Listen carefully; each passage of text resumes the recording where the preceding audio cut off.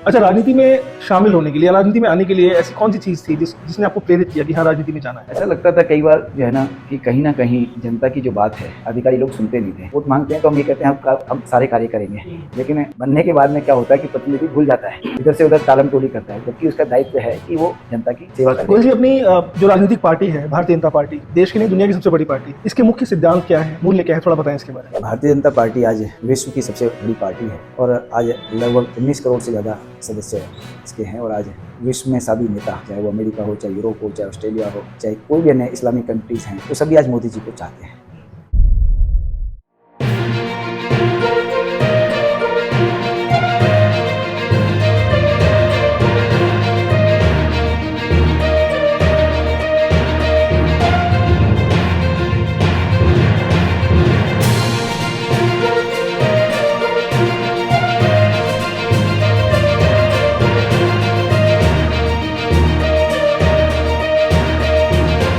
नमस्कार, राजनीति.com में आपका स्वागत है। आपके साथ मैं हूं नरेश। राजनीति की बात में आज हम चर्चा करेंगे विवेक विहार वार्ड से पूर्व निगम पार्षद संजय गोयल जी से। ये पूर्वी दिल्ली नगर निगम में बकायदा डिप्टी मेयर के तौर पर भी अपनी सेवाएं दे चुके हैं। बहुत बहुत स्वागत है संजय गोयल जी आपका। आप सबसे पहले मुझे थोड़ा सा अपने बारे में संक्षेप में बताएं और राजनीति पार्टी जो आपकी है उसमें इस समय आपकी भूमिका क्या है? जैसा कि हम हरियाणा के रहने वाले हैं, डिस्ट्रिक्ट पलवल और तहसील अतील वहाँ के रहने वाले हैं और दिल्ली में 1983 में हम आए थे विवेक विहार के अंदर ही। 10th मैंने हथीन जो कि मेरा होम टाउन है वहाँ से की थी और 11th-12th मैंने मंगल पांडे स्कूल से की और फिर आपके graduation BCom honours Bhagat Singh college से की। लॉ सेंटर मंदिर मार्ग पर law centre 1 evening college law वहाँ से लॉ की मैंने 1991 में। और बाकी उसके बाद में तो जीवन ऐसा चलता रहा, साथ साथ में छात्र जीवन में भी थोड़ा सक्रिय रहते थे कॉलेज में, ये राजनीति में कुछ अच्छा करे। उसके बाद फिर बिजनेस में आ गए और बिजनेस में आने के बाद में पूर्ण रूप से सक्रिय भूमिका राजनीति में कहिए तो 2011-12 से सक्रिय राजनीति में है। इस समय आपकी भूमिका क्या है? और इस समय मैं इससे पूर्व में शाहदरा विधानसभा का प्रत्याशी रहा। 2020 के चुनाव में कुछ ही मतों से मैं चुनाव को लूज किया था और बाकी फिर अब विधानसभा का प्रभारी था। इस समय विश्वासनगर विधानसभा का प्रभारी हूँ मैं। अच्छा, राजनीति में शामिल होने के लिए, राजनीति में आने के लिए ऐसी कौन सी चीज थी जिसने आपको प्रेरित किया कि हाँ, राजनीति में जाना है? ऐसा लगता था कई बार जो है ना कि कहीं ना कहीं जनता की जो बात है वहाँ अधिकारी लोग सुनते नहीं थे और या सुनते थे तो काम में करने में देरी करते थे, और जबकि उनका अधिकार था जनता का कि अपना काम कराना और उनकी ड्यूटी थी। तो कई बार मन में बड़ा दुख होता था कि जो कार्य है उनको करना चाहिए वो नहीं करते और एज ए अधिकारी के नाते उसको टालम टोल करते। दूसरा, क्योंकि राजनीति एक ऐसा क्षेत्र है जहाँ आप जनता की सेवा कर सकते हैं और एक ऐसा सशक्त माध्यम है, मेरा मानना है। यदि आप राजनीति के अंदर ईमानदार से कार्य करते हैं तो जनता भी आपको सपोर्ट करती है। तो इसीलिए जब देखता था चारों तरफ लोगों की जब सुनवाई नहीं होती थी तो लगता था मन को कहीं ना कहीं, हमने कहा चलो शुरुआत करते हैं। 100% तो सफलता मिलती है नहीं मिलती ये अलग विषय है, लेकिन शुरुआत की तो फिर उसके बाद ऐसी शुरुआत हुई कि भाई खुद ही हम जो है आगे बढ़ते चले और फिर पार्टी ने भी हमको 2017 में निगम पार्षद का टिकट दिया और जनता ने भी उसको हमको अच्छे मतों से चुनाव जिताकर नगर निगम के अंदर भेजा। फिर हमने फिर कार्य करने चालू किए अपने। जैसे तो निगम पार्षद का कार्य क्या होता है भाई, आपका क्षेत्र है वो साफ सुथरा रहे, मलेरिया या डेंगू के केसेस नहीं आए, प्राथमिक शिक्षा अच्छी मिले स्कूलों के अंदर, उसका स्तर अच्छा हो और जो लोगों की ज़रूरत है वो मान लीजिए इंफ्रास्ट्रक्चर की ज़रूरत है तो उनको पूरा करें। और एक जनप्रतिनिधि के नाते ये रहता था कि सबसे पहले, क्योंकि काउंसलर के पास में जनता को नहीं पता ये कार्य काउंसलर का होता है या एमएलए का होता है या एमपी का होता है, वो सीधे काउंसलर के पास जाती है।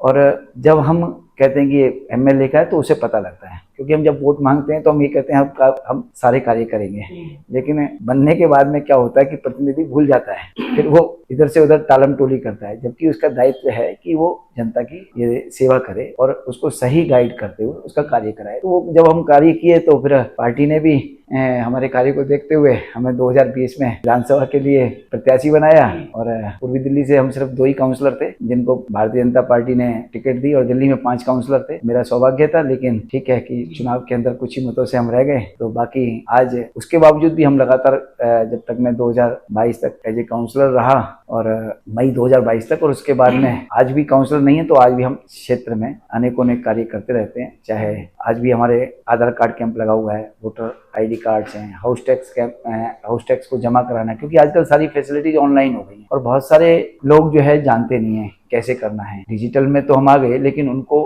गाइड करना और उनकी सहायता करना, यानी अनेक कार्य हैं जो सेवा के चलते रहते हैं, या जो सरकारी योजनाएं होती हैं, चाहे वो केंद्र सरकार की हो चाहे राज्य सरकार की हो, ये हमारी ड्यूटी है कि उन योजनाओं का लाभ उस समूह तक, उस जनता तक पहुंचे जो अभी तक नहीं पहुंच पाया है। तो अनेक प्रकार के कैंप लगाने, ये कार्य करते रहते हैं। फिर अब मैं भारत काज परिषद का दिल्ली पूर्व का प्रांत का अध्यक्ष भी हूँ, तो आजकल हमने पूर्वी दिल्ली एनीमिया चेकअप कैंप और कुपोषण मुक्त अभियान चलाया हुआ है। तो हमारे प्रतिदिन हर दिन एक कैंप होता है जहाँ हम जाते हैं और लेडीज का, विशेष रूप से बहनों का एनीमिया चेकअप करते हैं, खून का जो हीमोग्लोबिन है वो चेक करते हैं और फिर उनको बताते हैं कम होता है तो आपको अपने हीमोग्लोबिन को कैसे बढ़ा सकते हैं, और उनको आयरन के टैबलेट्स हैं और उनको कहते हैं कि फिर आप अपने डॉक्टर्स को दिखाएं, क्योंकि कुपोषण एक ऐसी बीमारी होती है कि वो जो है इंसान को आगे नहीं बढ़ने देती और वो का शरीर कमजोर होता चला जाता है। तो एक अभियान हमने चालू किया हुआ है भारत काज परिषद के माध्यम से ही। हम समय समय पर आई चेकअप कैंप्स लगाते हैं, समय पर क्या बल्कि हमारा प्रति सप्ताह 1 या 2 कैंप आई चेकअप कैंप होते हैं जहां हम लोगों की आंखों का चेकअप करते हैं। फिर कैटरेक्ट के जितने भी ऑपरेशंस निकलते हैं फ्री ऑफ कॉस्ट कराते हैं भारत काज परिषद के माध्यम से। फिर हम भारत काज परिषद के माध्यम से ही हम आर्टिफिशियल लिम्स जो है, जिनके हाथ नहीं है, जिनके पैर नहीं है, या स्पेशल शूज हैं, वो हमारा केंद्र है Rajiv Gandhi super speciality hospital है, उसके सामने है लगभग 20 साल से। और ये लगभग हमारा 1985 से केंद्र चल रहा है। पहले दिलशाद गार्डन में चलता था, वहाँ अब शिफ्ट हो गया, तो वहाँ हम बनाते हैं, कृत्रिम अंग बनाते हैं और फ्री ऑफ कॉस्ट लोगों को देते हैं। तो ये फिर फिजियोथेरेपी सेंटर भी हम वहाँ चलाते हैं फ्री ऑफ कॉस्ट, ओपीडी भी चलती है हमारी। तो अनेक काम भारत काज परिषद के माध्यम से चलते हैं, जो कि क्योंकि अब तो पूर्व प्रांत का मेरे पास दायित्व है, तो हमारी पूर्वी दिल्ली के अंदर 22 ब्रांचेज हैं, उनके माध्यम से सेवा और संस्कार 2 हमारे मेन ऑब्जेक्ट्स हैं, उद्देश्य रहते हैं कि सेवा ऐसे जन तक पहुंचाना जहां तक अभी तक सेवा नहीं पहुंची है, और प्लस सेवा ही करना उद्देश्य नहीं, उनको स्वावलंबी बनाना, ये हमारा मेन उद्देश्य है। फिर संस्कार के माध्यम से स्कूलों में भारत को जानो प्रतियोगिता कराते हैं। फिर गुरुवंदन छात्र अभिनंदन प्रतियोगिता है, उसके अंदर अच्छे जो बच्चे हैं उनका अभिनंदन करते हैं, जो स्पोर्ट्स क्या नाम है या पढ़ाई के अंदर आगे हैं या उनको आवश्यकता है, उनके हम सपोर्ट करते हैं भारत काज परिषद के माध्यम से।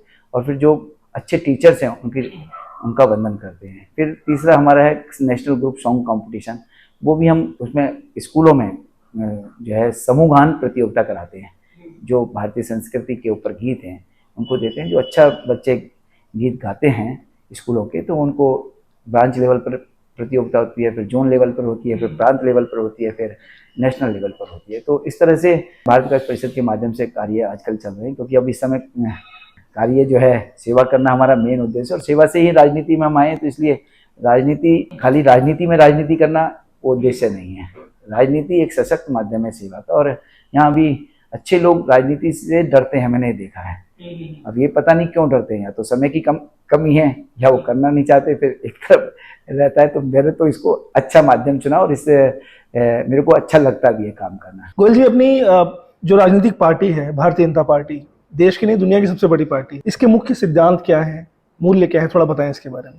देखिए, भारतीय जनता पार्टी आज विश्व की सबसे बड़ी पार्टी है और आज लगभग 19 करोड़ से ज़्यादा सदस्य इसके हैं, और आज विश्व में सभी नेता, चाहे वो अमेरिका हो, चाहे यूरोप हो, चाहे ऑस्ट्रेलिया हो, चाहे कोई भी अन्य इस्लामिक कंट्रीज हैं, वो सभी आज मोदी जी को चाहते हैं और मोदी जी का सम्मान करते हैं। कोई यस बॉस कहता है, कोई ऑटोग्राफ मांगता है, तो कोई चरणों को हाथ लगाता है। वो इसलिए लगाते हैं क्योंकि आज भारत जो है 140 करोड़ की जनसंख्या का देश है, और उसके ऐसे नेता जो सर्व समाज के लिए कार्य करते हैं, ऐसे चाहे वो उज्ज्वला गैस के कनेक्शन के माध्यम, उज्ज्वला गैस के कनेक्शन बहनों को, जिससे कि उनकी आंखें खराब ना हो, शौचालय जो कि बहुत छोटी चीज़ है लेकिन बहुत बड़ी चीज़ है उनके स्वास्थ्य के लिए, बहनों के लिए, भाइयों के लिए। पहले होता क्या था, खुले में शौच करने जाते थे, 2014 से पहले की बात करें, लगभग 11 करोड़ से ज़्यादा शौचालयों का निर्माण किया, ऐसी 12 करोड़ से ज़्यादा उज्ज्वला गैस के कनेक्शन का देना। और छोटी छोटी बातें हैं, राशन देखिए, अभी कोरोना से चालू हुआ, अभी तक राशन फ्री बंट रहा है। स्वर्णनिधि योजना जो रेहड़ी पटरी के आपके व्यवस्था है, जहाँ पर कभी गरीब आदमी को तो बैंक में तो घुसने की तो कभी सोच ही नहीं सकते थे 2014 से पहले, लेकिन उनका जनधन अकाउंट खोलकर बहनों का, और उसके साथ में उनको उसमें स्वर्णनिधि योजना के साथ जोड़ना, रेडी पड़ती, 10,000 का लोन बिना गारंटी के देना, वो भी मिनिमम इंटरेस्ट पर, वो भी यदि आप समय पर पे कर देते तो मात्र 1 या 2% का आपको पे करना है। तो ऐसे स्वाभिमान को बढ़ाना, ऐसे ही क्या नाम है आपके, यदि मैं आपकी बात करूं तो मेरे को लगता है कम से कम 1 घंटा लग जाएगा। ऐसी ऐसी योजनाएं जो एक आम जन तक योजना है, डिजिटल इंडिया के माध्यम से देखिए किस तरह से पेमेंट, पहले सोचते थे जेब में पैसे रखकर चलने पड़ते थे, अब जेब में पैसे की जरूरत ही नहीं है, हर आदमी के पास मोबाइल है। और मोबाइल का भी देखिए आप इंटरनेट सुविधा ऐसी है कि आप मात्र 2 रुपये, 3 रुपये, 4 रुपये पर आप क्या नाम है रोज की सर्विस ले सकते हैं। 250 रुपये मैक्सिमम महीने का वो है, और उस पर आप यूपीआई के माध्यम से पेमेंट कर सकते हैं, पैसे ले जाने की जरूरत ही नहीं है। तो ये कितनी बड़ी व्यवस्थाएं ऐसी डिजिटल इंडिया के माध्यम से, एक आपके कौशल विकास योजना के माध्यम से युवाओं को पहले रोजगार नहीं मिलता था, उनके युवाओं को कौशल उनका अच्छा हो तो जल्दी से उनको नौकरी मिले और अच्छी नौकरी में पैसे मिले उनको, ये जगह जगह सेंटर्स खुलवाना, ये गरीबों से संबंधित योजना है। तो ये जो ऐसे मैं समझता हूँ कि आज वो जरूरत थी, वो एक अधिकार था एक इंसान का, यहाँ के देश में रहने वाले का, लेकिन उन अधिकारों से वंचित थे पहले लोग। लेकिन 2014 में देश को ऐसे प्रधानमंत्री मिले माननीय नरेंद्र मोदी जी के रूप में, कि जिन्होंने जीवन को स्वयं देखा था, अपने जीवन कितनी कठिनाइयों में जीवन जिया जाता है, गरीब आदमी जीता है, तो कैसे उन सुविधाओं को आपके जो है पहुंचे। अब पहले क्या होता था, एक शहर बड़ा एक शहर ही होता था तो लोग सब शहर की तरफ भागते थे। अब जो विकास है वो ग्राम की तरफ बढ़ रहा है धीरे धीरे आने वाले में। देखो कितना बड़ा, आप यदि दिल्ली की बात करें तो ईस्टर्न पेरिफेरल जो है बन गया, टनल देखिए आप, टनल जा रही है प्रगति मैदान पर, कितना जाम लगता था पहले। तो ये जो एयरपोर्ट जाने में कितना समय लगता था, अब देखिए सीधा सीधा आप जयपुर 3 घंटे में पहुंच जाते हैं, आप गाड़ी उठाइए 3 घंटे मैक्सिमम से मैक्सिमम लगते हैं। तो ये जो चीजें हैं, दिल्ली से आप चंडीगढ़ जाना है, दिल्ली से जम्मू जाना है, और वंदे मातरम ट्रेन, कितना बड़ा विकास आज की डेट में चल रहा है, और वो भी ऐसे बड़ी आसानी से। किसी भी दिल्ली के विकास में मैं समझता हूँ कि केंद्र सरकार का जितना योगदान है दिल्ली के विकास में, आज जनसंख्या कितनी, छोटे सा क्षेत्रफल है लेकिन जनसंख्या देखा जाए तो 3 करोड़ के लगभग दिल्ली की जनसंख्या है, और नहीं तो राज्यों की जनसंख्या देखें तो वहाँ जनसंख्या उस क्षेत्रफल के हिसाब से देखा जाए तो बहुत कम है।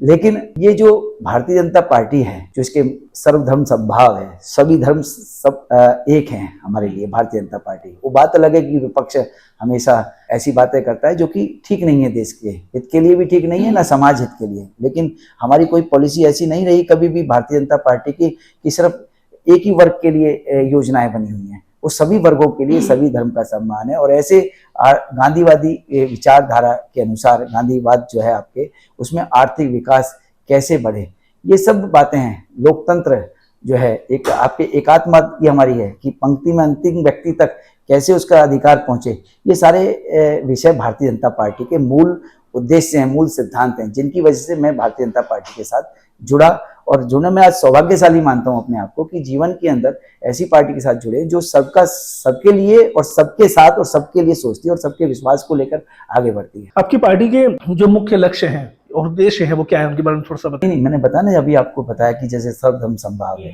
पंक्ति में अंतिम व्यक्ति तक उसका अधिकार पहुंचे और सबका समान विकास हो, कोई बड़ा नहीं कोई छोटा नहीं, सब एक है। तो ये जो चीजें हैं, इन बातों को लेकर ही हम आगे बढ़ रहे हैं। और भारतीय जनता पार्टी का उद्देश्य आप देख भी रहे हैं और पब्लिक भी देखती है। आज मोदी के यदि मोदी जी का ग्राफ देखें तो आपको लगेगा 78% of the world people likes Modi, और पहले नंबर के नेता हैं। बाइडेन 6ठे नंबर पे आते हैं, जो कि अमेरिका कहते हैं ना कि इस विश्व का सबसे बड़ा आर्थिक रूप में सबसे बड़ा देश है, लेकिन वो सबसे 6ठे नंबर। तो इसलिए जब भी तो आगे बढ़ रहे हैं, जब हम इन लक्ष्यों के साथ में सबका साथ, सबका विकास, सबका विश्वास, सबका प्रयास मुद्दे को लेकर हम आगे चल रहे हैं। आपकी जो राजनीतिक पार्टी है वो कैसे दूसरी राजनीतिक पार्टियों से अलग है? देखिए, दूसरी पार्टी परिवारवाद की राजनीति करते हैं, वहां पर परिवार के लोग ही आगे बढ़ते चले जाते हैं या एक समूह के लोग आगे बढ़ते चले जाते हैं सबको साथ। अब देखिए ना, मैं हूँ आपके सामने हूँ, कभी मेरे को ये महसूस नहीं हुआ कि भाई मैं क्या नाम है किसी परिवारवाद के उसमें फंस गया। मैं यहाँ तो जो कार्य करेगा, समाज की सेवा करेगा, चाहे वो किसी जाति का है चाहे किसी धर्म का है, भारतीय जनता पार्टी में उसका सम्मान बढ़ता था, बढ़ता है और बढ़ता रहेगा उसका। तो इसीलिए वो डिफरेंस विचारों से हैं। हम कहते हैं तो करते हैं, वो कहते कुछ हैं वो करते कुछ हैं। इसलिए जमीन और आसमान का फर्क है। देखिए ना, उनकी तो सबकी दुकानें बंद होती जा रही है धीरे धीरे, क्या स्थिति है उनकी। तो ये तो भारतीय जनता पार्टी है, इसलिए भारतीय जनता पार्टी वाकई में एक राष्ट्रवादी पार्टी है जो राष्ट्र के सभी समुदाय, सभी वर्गों, सभी धर्म के लोगों के लिए सोचती है और समान सोचती है। सर, अब कैसे सुनिश्चित करते हैं कि आपकी पार्टी के कार्यों और निर्णय लेने की जो प्रक्रिया है उसमें पारदर्शिता और जवाबदेही होती है? सबसे बड़ी बात है हमारी पार्टी, मैंने अभी आपको बताया ना कि आप अच्छा काम करेंगे तो अच्छा आपको दायित्व मिलेगा। यहाँ पद नहीं होते, यहाँ दायित्व होते हैं, यहाँ दायित्व दिए जाते हैं और अच्छे व्यक्ति के लिए हमेशा स्वयं दायित्व चल के आते हैं यदि आप अच्छा काम करेंगे। तो इसीलिए पारदर्शिता है यहाँ पर, क्योंकि यहाँ एक बताया ना कि एक नेता, देखिए वो तो प्रणाली है हर जगह रहेगी, अध्यक्ष होंगे, महामंत्री होंगे, लेकिन वो समूह के माध्यम से चुनाव चयन होता है व्यक्ति का कि किसको क्या करना है, कैसे करना है, किस तरह से दायित्व देना है। तो इसलिए पारदर्शिता हमेशा रहती है। देखिए ठीक है, और फिर कह सकते हैं कि हमको नहीं मिलता तो उनको लगता है शायद कि भाई हमें नहीं मिला, हमारे साथ न्याय नहीं हुआ, लेकिन वो कई सोचें, बैठकर मंथन करें तो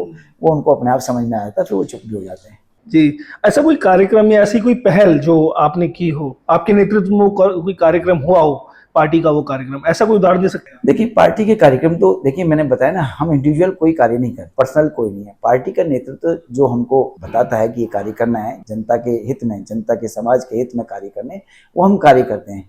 और जैसे मैंने बताया कि पार्टी का काम मेन है सेवा और समर्पण, दोनों चलते हैं। सेवा भी है और समर्पण भी है। समर्पण तो आप जब तक नहीं करेंगे तो सेवा नहीं कर सकते आप, भाव होने चाहिए आपके अंदर। और जैसे मैंने इंडिविजुअल लेवल की बात करें तो मैंने बताया कि मैं भारत विकास परिषद से जुड़ा हूँ।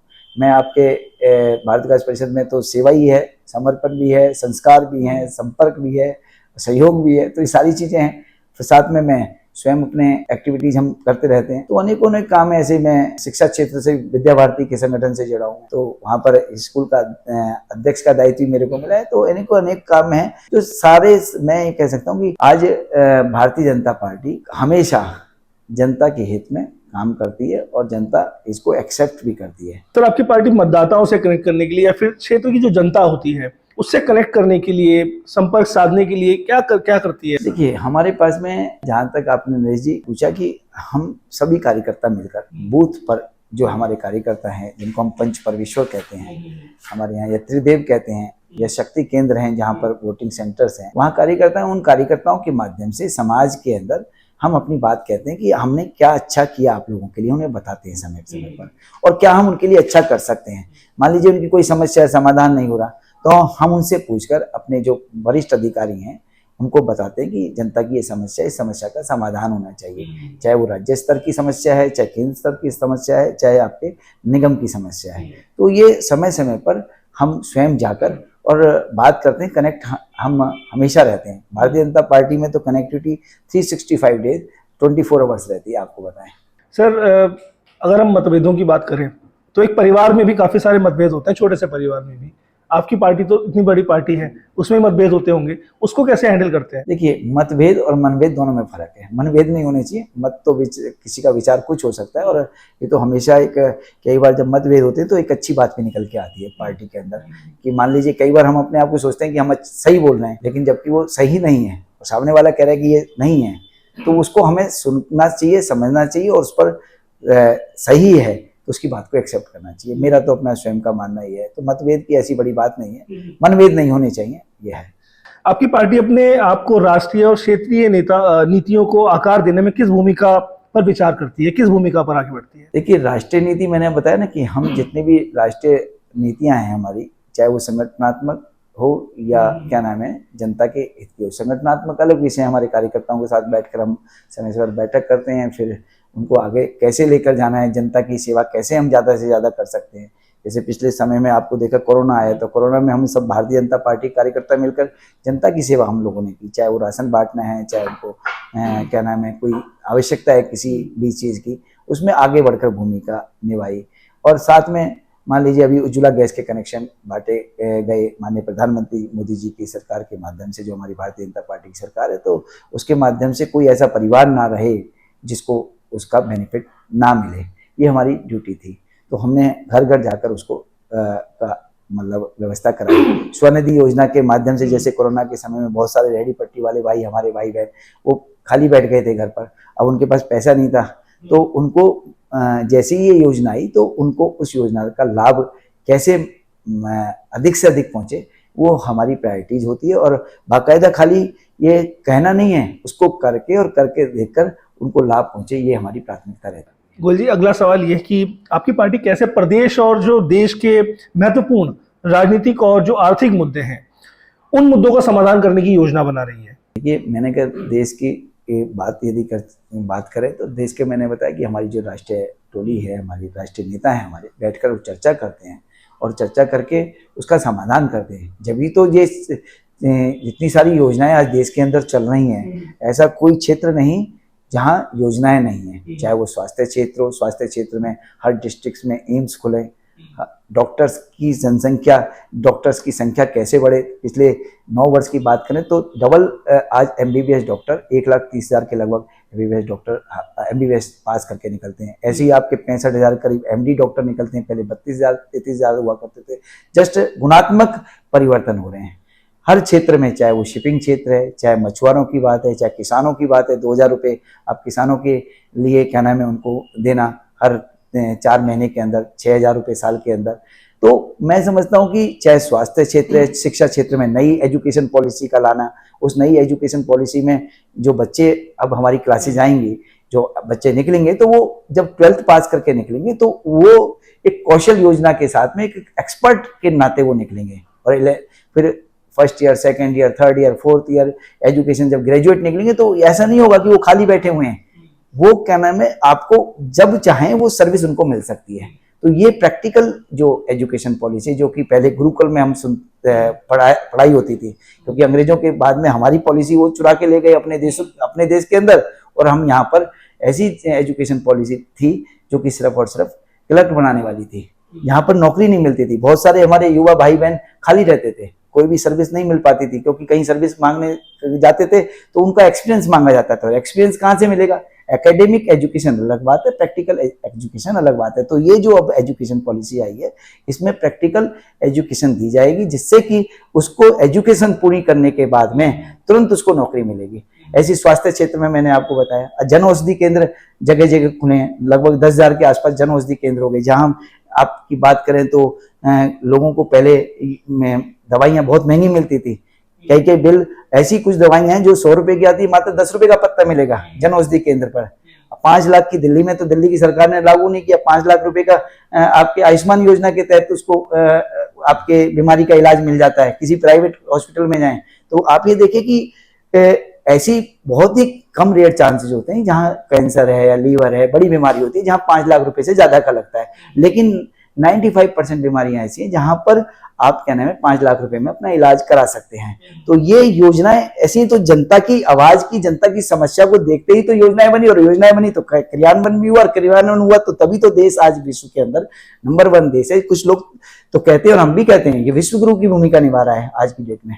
तो ये एजुकेशन हो गया, स्वास्थ्य हो गया, हेल्थ हो गया, इंफ्रास्ट्रक्चर में देखिए कितनी कितनी रोड्स हैं, हर गांव कनेक्ट हो गया। अभी आपने पीछे देखा कि 100 किलोमीटर रोड 100 घंटे में तैयार करना है। कभी सोच सकते थे आप? जम्मू टू क्या नाम है श्रीनगर, मात्र 4 घंटे में आप श्रीनगर पहुंच जाएंगे, पहले 12-12 घंटे लगते थे। टनल्स बन रही हैं, रेल ट्रेन, एक हाईएस्ट ब्रिज ऑफ वर्ल्ड, वो क्या नाम है चिनाब नदी के ऊपर बन रहा है। तो कितना बड़ा इंफ्रास्ट्रक्चर में बदलाव आया है। मैं नहीं कह रहा, लोग कह रहे हैं, जब भी तो 70% ऑफ द पीपल देश के और विश्व के मोदी जी को मान रहे हैं। तो इसलिए ये बहुत सारे ऐसे बदलाव देश के अंदर आए हैं और सबका सम्मान भी बढ़ा है। आपको बताएं, चाहे वो किसी भी धर्म का क्यों ना हो। अच्छा, आप अभी तो अव्वल तो आपकी सरकार जो है वो केंद्र में पूर्ण बहुमत के साथ एक बार नहीं 2 बार आई है, लेकिन फिर भी गठबंधन का राजनीति में एक अपने आप में एक अलग महत्व होता है। आपकी क्या सोच है गठबंधन को लेकर के? गठबंधन कोई बुरी बात नहीं है, गठबंधन अच्छी बात है। कहीं क्षेत्र में जहां हम नहीं हैं और जहां उनका है, क्योंकि राज्य की कुछ क्षेत्रीय पार्टियां होती हैं जहां उनका अपना एजेंडा होता है। यदि हमारे एजेंडे को वो एक्सेप्ट करते हैं तो कोई बात नहीं है कि हमारा जो एजेंडा है वो राष्ट्रवाद है, सर्वधर्म समभाव है, सबकी सेवा करना है। यदि वो हमारे एक्सेप्ट करते हैं तो मैं समझता हूँ कि फिर कोई समस्या नहीं है। गठबंधन में क्या है, कोई आते तो वेलकम है, उसमें क्या है। अच्छा, आप कैसे सुनिश्चित करते हैं कि आपकी नेतृत्व में अपने क्षेत्रवासियों के हितों को प्राथमिकता दी जाए? किस तरीके से, किस उद्देश्य के साथ काम करते हैं आप ताकि उनको प्राथमिकता मिले? देखिए, सबसे पहले तो हमारे दायित्व बनता है, कर्तव्य है कि यदि हम राजनीतिक क्षेत्र में, तो हम उनकी बात को सुने, पहले तो समझें। आज समय नहीं है नेताओं के पास सुनने का, समय सुनने का ही समय नहीं। समझेंगे तो जब की बात है छोड़, सुने और सुनकर और हम उनकी बातों का समाधान करने की कोशिश करते हैं। हर कार्य नहीं हो सकता, ये संभव नहीं है। कई कुछ कार्य ऐसे होते हैं जो कि वो ऐसा चाहते हैं जो संभव ही नहीं है। गलत है, एज पर रूल्स गलत है, फिर उनको एजुकेट करना हमारी ड्यूटी है कि भाई ये गाड़ी गलत है, ये ठीक नहीं है, आप अपने आप को जीवन में लाइए, संदेश देना है समाज को।